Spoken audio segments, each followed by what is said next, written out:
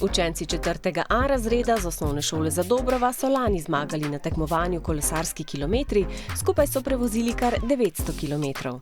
Greš na spletno stran od osnovne šole Zadobrove in vpišeš, koliko si kolesaril, kam si kolesaril. Začem grem do Besence, kolesarim pa tudi zato, ker mi je ful zabaven. Pa ka lahko vmes opazuješ naravo.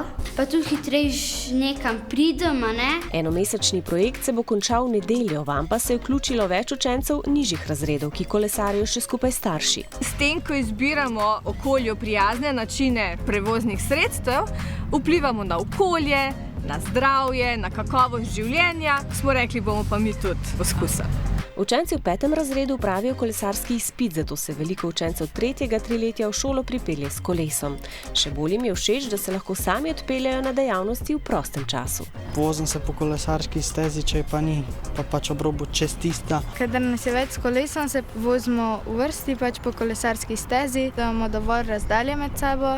Ko pred nami prehod za pešce, prečkamo cesto ob kolesu. Ne imeti telefona v rokah, slušalke, če imaš na primer slušalke, ne slišiš kakšnih avtov. Enako velja, ko ste na skiroju. Moja izbira je skiro, zaradi tega, ker je zunaj me počaka in ga ne rabim skrit noter, da bi ga kdo ukradel.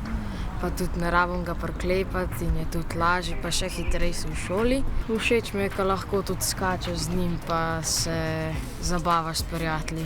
Za svojo varnost poskrbim tako, da imam čelado gor. Ko se voziš na pločniku s skirojem, je najbolje, da pač si ob robu, torej na levi strani pločnika. Je bilo včasih tudi nevarno, če je kakšen avto zapeljal čez rdečo, si rabil pač potrpeti pa počakati.